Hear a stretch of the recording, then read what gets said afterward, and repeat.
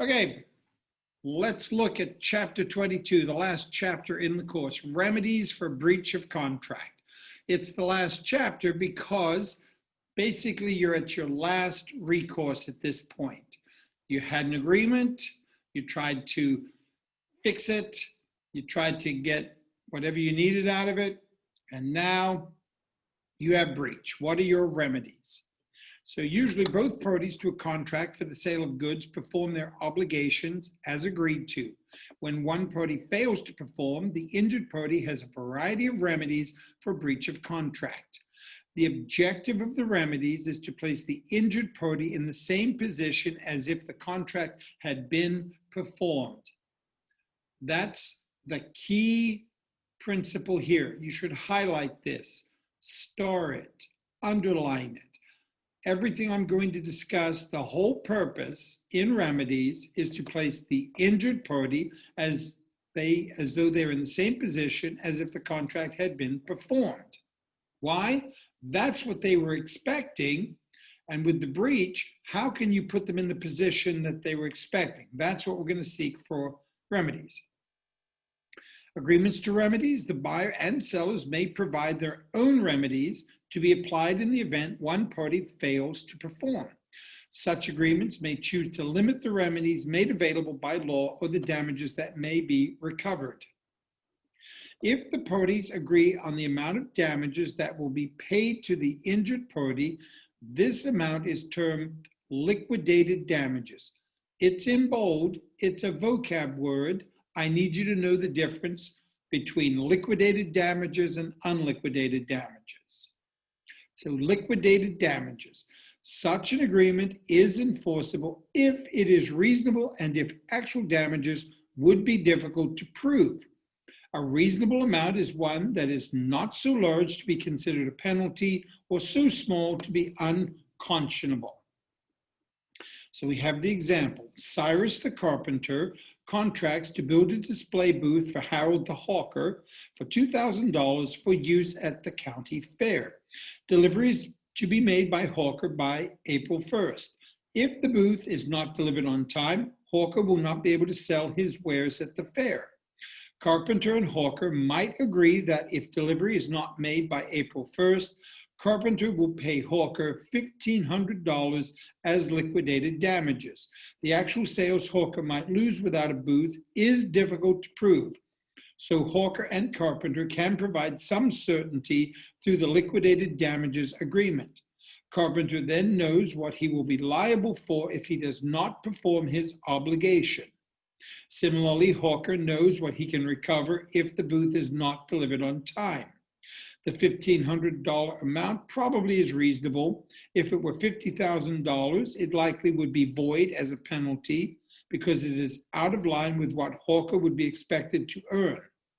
And a $1 damage is likely to be too small and will be considered unconscionable and therefore not enforceable. So you kind of have to find that sweet spot in the middle that says both parties are being treated fairly. If a liquidated damages clause is not enforceable because it is a penalty or unconscionable, then the injured party can recover the actual damages suffered. So what's the lesson there? If you're going to write a liquidated damages clause because you're uncertain what your actual damages would be, you better make sure that it hits that sweet spot. Because if it's struck down, then understand this, you can only get actual damages. And if you can't show, for example, in this case, what your actual lost revenue would be, then you don't get damages. So what's the ding, ding, ding? If you're in a contract and you see that, for example, the other party has written in case of breach, I'll pay $1, they may be doing that intentionally. They may know that this contract will be struck down, that damages clause, and then the court will say, well, what are your actual damages? And you'll say, I can't prove my actual damages, they're speculative. And the court will say, I'm sorry, that doesn't seem to be a remedy I can award you. And if you don't think that the other party isn't being sneaky, think again. There are times where things are done knowing they will not stand up in court, but you know that it triggers something else. So I'm telling you, you may have, when I did this example with Cyrus the carpenter and Harold the hawker, you may have nodded and said, this is great, thanks, whatever. I'm telling you to stop, pay attention, because the other party may write in a ridiculous liquidations clause, knowing it will be struck down, and then they still win because you cannot show what your actual damages are. So if you are master of an agreement, make sure that it is reasonable, it is fair, it is done in good faith.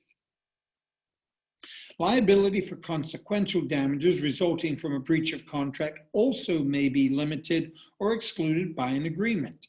So examples can include lost profit or damages to property. The limitation or exclusion is not enforceable if it would be unconscionable. Any attempt to limit consequential damages for injuries to persons caused by consumer goods is considered prima facie unconscionable. Prima facie meaning at first sight, on the face. All right, if you've got your bingo card, why? Why is it that any attempt to limit consequential damages for injuries to persons caused by consumer goods is considered prima facie, on the face of it, unconscionable? Go ahead, you'll be able to mark this spot on your bingo card. What's the reason?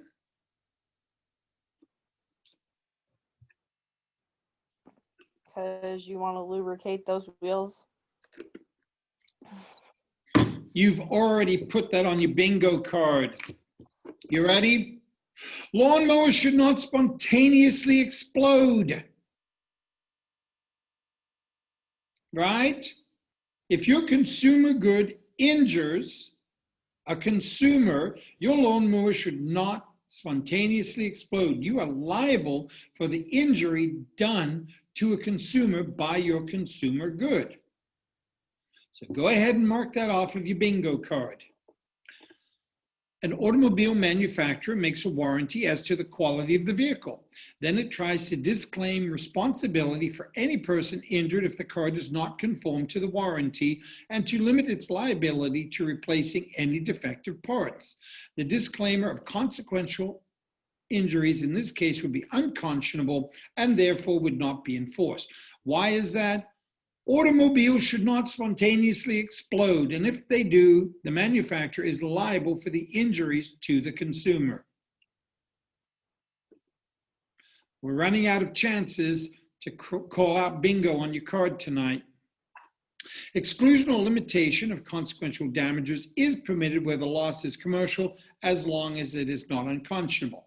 So we have this commercial case. A claim of warranty 3 years after the expiration of a limited warranty was barred when a couple's RV burst into flames because of faulty wiring by the manufacturer. You know what? I don't know what's going on in this case, because occasionally I do put these cases in to show you that even though we have a rule of law, sometimes courts do weird things for public policy. And I do not know what the public policy here is, because what am I going to say about RVs? They should not spontaneously burst into flames, because not only is an RV transportation, but it is an abode. Statute of limitations. Here's some low fruit. I would highlight this, likely one of the easier questions on the quiz. The code provides 4 years after breach of contract occurs to file a lawsuit. A party may shorten the period to 1 year, but it may not be lengthened. So you're ready to figure out how this question may be on the quiz? You should be able to predict. I might ask you, how long does the code provide for a breach of contract? You have 4 years. I might ask, can it be written in that the parties shorten the period to 2 years? Yes, they can. I might ask you, can they lengthen the period to file for breach of contract to 6 years? The answer would be no. You can shorten it to as little as 1 year, but you cannot extend it, okay? Again, you should be able to use prediction basically to get a better idea of what to expect on the quiz. And that's what I'm trying to teach you. A breach of warranty normally is considered to have occurred when the goods are delivered to the buyer. If the warranty covers future performance of goods, the breach occurs at the time the buyer should have discovered the defect in the product. So a tire is warranted for 5 years or 50,000 miles. The defect is found after 25,000 miles on year 3. The buyer has 4 years from that moment to file a lawsuit to remedy the defect. So they have from year 3 to year 7 to file a claim. Again, I would put a little star or a highlight by this example because this is low-hanging fruit for a quiz question. And if you said, how was I going to predict it? There's an example. And common sense tells you that if you don't discover the defect in your tires until 25,000 miles in on year 3, you then have 4 years from that moment. You couldn't have known it before then because you didn't discover it. So once you discover it, you have 4 years. So you have from year 3 to year 7. We do have this case, the 4-year statute of limitations on a 7-year, 70,000-mile powertrain warranty begins when the defect, when the breach is found within the 7 years or 70,000 miles. It does not begin 4 years after purchase. That's an example case. Again, you could imagine such a question on the quiz, you should be able to predict it. By the way, I don't know if anyone can tell you what a powertrain on a vehicle is. They keep claiming that they give you these powertrain warranties, but every time I've taken my vehicle in, whatever it is, they tell me it's not part of the powertrain. So I'd love to know what exactly the powertrain is to get covered under these warranties. But hey, you know. What are the seller's remedies? So the remedies available to an injured seller. A buyer may breach a contract in several ways that include by wrongfully refusing to accept goods, by wrongfully returning goods, by failing to pay for the goods when payment is due, or by indicating an unwillingness to proceed with the contract. So when a buyer breaches a contract, several remedies are available under the code, and they include the right to cancel the contract, withhold delivery of undelivered goods, resell the goods covered by the contract and recover damages from the buyer, recover from the buyer the profit the seller would have made on the sale or the damages the seller sustains. Recover the purchase price of the goods delivered or accepted by the buyer, or reclaim goods in possession of an insolvent buyer. If they're declaring bankruptcy, you're going to want those goods back. That's what number 6 is saying. So let's look at cancellation and withholding of delivery. When a buyer breaches a contract, the seller has the right to cancel the contract and to withhold his performance. The seller then freely may release any goods intended to fulfill the seller's obligation under the contract. If the seller is in the process of manufacturing the goods, the seller may complete the order or stop the manufacture and sell the uncompleted goods for scrap or salvage value. The seller is required to choose the option that will minimize the loss. Understand that in good faith, when a breach occurs, the other party must stop the bleeding. They must mitigate their losses. They must minimize the loss.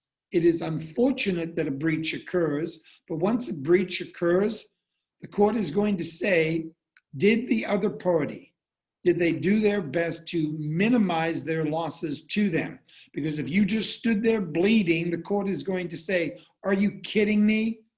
It's bad enough they breached the contract. Why wouldn't you try and minimize your losses? Again, another low-hanging fruit question for your quiz.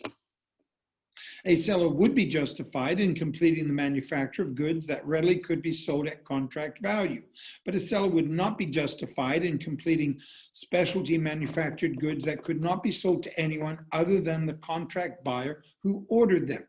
So let's say that somebody orders a bunch of fashion t-shirts, okay? Then they breach the contract and you realize I could finish making these fashion t-shirts and I could try and find another another buyer for them, right? I did have a specialty order for them, but they're a nice fashion. and they're going to breach the contract, but I could find another buyer. That would make sense. But if you have made a contract for t-shirts that say vote for Kang on them and Kang breaches the contract, you better stop manufacturing vote for Kang t-shirts. Why? You're not likely to find too many other buyers for these t-shirts. Mitigate your costs, reduce the bleeding. Make sense? So let's look at resale of goods. If the seller sets aside the goods intended for the contract or completes their manufacture, the seller is not obligated to try resell the goods to someone else, but may do so and recover damages. The seller must make resales in good faith and in a reasonable commercial manner. If the seller does so, he is entitled to recover from the buyer as damages the difference between the resale price and the agreed contract price. So let's say you agreed that this contract was for $10,000. You resell them and you get $6,000. You could sue for damages for the lost $4,000. Again, if you're going to be placed in the position you would have been had the contract been fulfilled, you were expecting $10,000. You tried to stop the bleeding, you resold them, got $6,000. That leaves you $4,000 short. You could sue for those damages. The $4,000 would make you whole again. You would have the $10,000 you were expecting under the contract.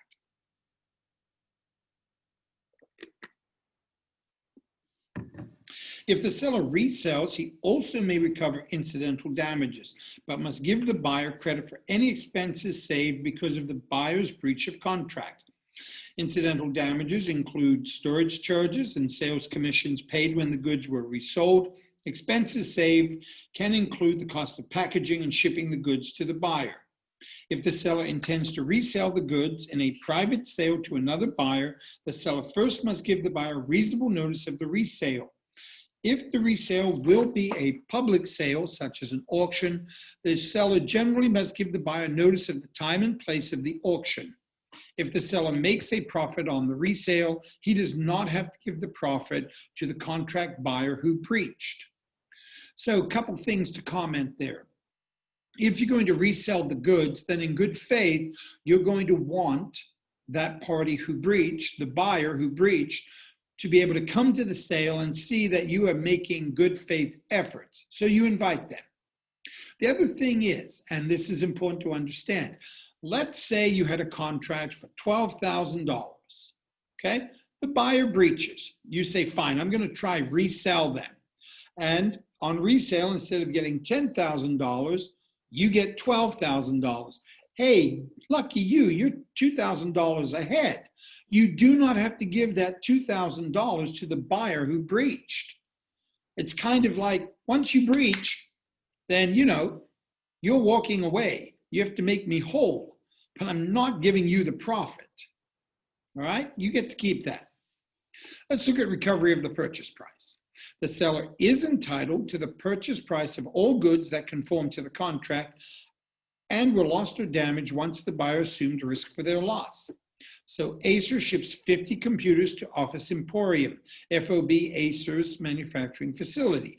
If the computers are lost or damaged on their way to Office Emporium, it is responsible to pay Acer for them because risk passed at the manufacturing facility. That's what that FOB Acer's manufacturing facility means. It's free on board. So what that means is you have to pay Acer for these computers. And then you have to file your claim with the shipping company, the trucking company, and say, hey, I have to pay Acer because they made good. They stuck them on your truck. They fulfilled their contract. I had to pay them. You have to make good because you, in shipping them, in delivering them on your truck, damaged these goods. The seller may recover the purchase or contract price from the buyer where the seller has made an honest effort to resell the goods and was unsuccessful, or where it is apparent an effort to resell would be unsuccessful. Specialty goods are an example. If the seller sues for the contract price of the goods, the seller must hold the goods for the buyer. Then the seller must turn over the goods to the buyer when he pays for them. So you've got a whole warehouse of Vote for Kang t-shirts. Nobody else wants these. So the Vote for Kang committee must pay for these t-shirts. And once they pay for the t-shirts, you have to hand them over to them. I mean, understand, if you are the Vote for Kang committee and you are going to breach the contract, knowing that there's not a huge market for Vote for Kang t-shirts, and that they're going to have to deliver them to you, you may want to think about breaching the contract. Does that make sense? Now, you may want to call them as soon as possible, because if you had ordered 10,000 of these Vote for Kang t-shirts, right, and you call them in time and they've only made 5,000 of them, then the only thing you may be out is having to purchase the 5,000 that were made and ordered, and then there may be on top of that damages for lost profit. But again, if you're going to breach, stop the bleeding. And if someone breaches on you, stop the bleeding.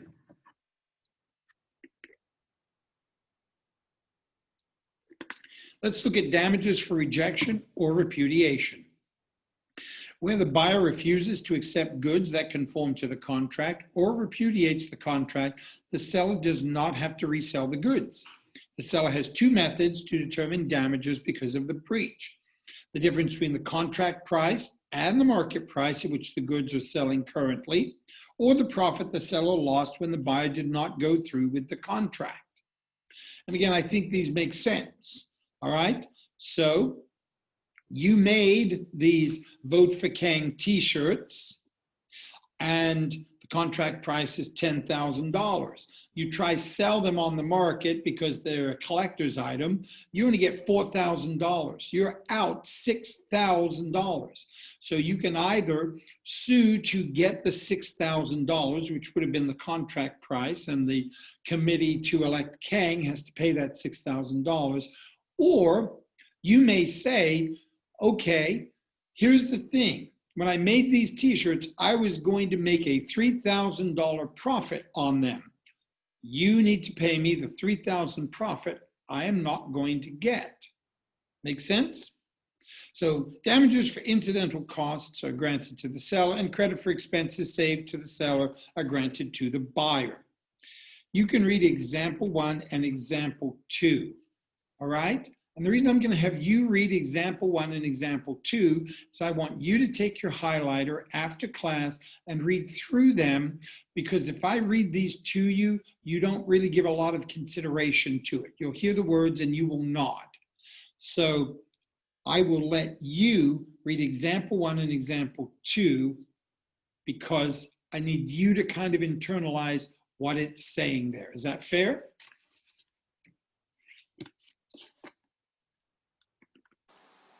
Yes. Thank you. Okay, let's look at liquidated damages, 22.5.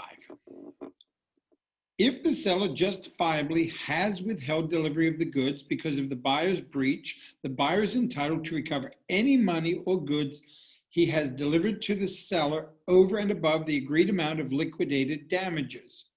So what's the interpretation? The liquidation damages provision is strictly construed. If you have a liquidated damages provision, that's what will be applied in what the damages will be.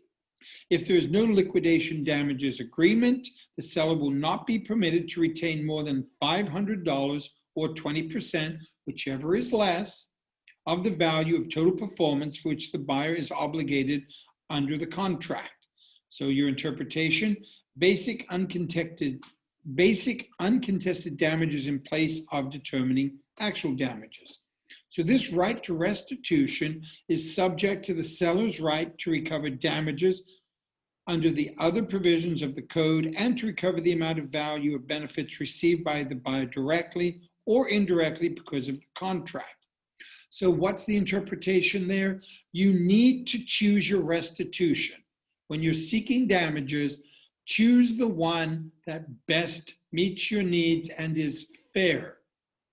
Again, if you are unsure what the damages will be in case of breach, you may want to write in a liquidated damages clause, because if it's difficult to determine actual damages, you at least want to have something in there. What are the seller's remedies when the buyer is insolvent? So your buyer is declaring bankruptcy. Unless the seller has agreed to extend credit to the buyer must pay for the goods at the time they are delivered. When the seller is ready to make delivery of the goods, the seller may withhold delivery until payment is made. But do understand that if the seller discovers a buyer is insolvent, the seller has the right to stop delivery of any goods that are being shipped to the buyer. This can involve notifying the carrier in time to prevent the delivery. If you know your buyer is bankrupt, don't ship them anything. If you know your buyer is bankrupt, you may want to go collect the goods they already have and say to them, I'm sorry, you can't pay for these. I'm going to want them back. Even if it means that you have to pay for the shipping. If you know your buyer is insolvent and is going to declare bankruptcy, the one thing you know is you're not going to get paid in full. So as soon as you find this out, that's a good time to cut your losses. Don't ship them anything else. And if they have the merchandise, tell them, hey, I'm going to come get that. I understand you're going to have to pay the shipping, but if it goes to bankruptcy, you may be only getting pennies on the dollar. So again, stop the bleeding. There's a nice little summary there, okay? Here's the thing. I could go through the buyer's remedies. I'm more than glad to go through the buyer's remedies. But here's what I would say. If we understand what the seller's remedies are, we can understand that similar things are going to be the buyer's remedy. Does that make sense? So I could sit here and go through the buyer's remedies to you, but I believe that you could go through nodding and agreeing. Does that make sense? It's just basically a flip. Stop the bleeding and figure out what's going on there. I'm more than glad. I'm paid to provide this discussion. Would you like me to go through the buyer's remedies, or do you believe that you kind of understand the symmetry of what the buyer's remedies would be, having gone through the seller's remedies?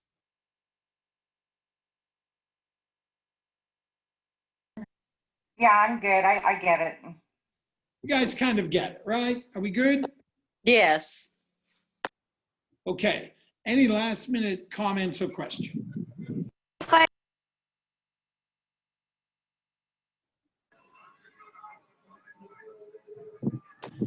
I don't have any questions or concerns at this time. I may email you later.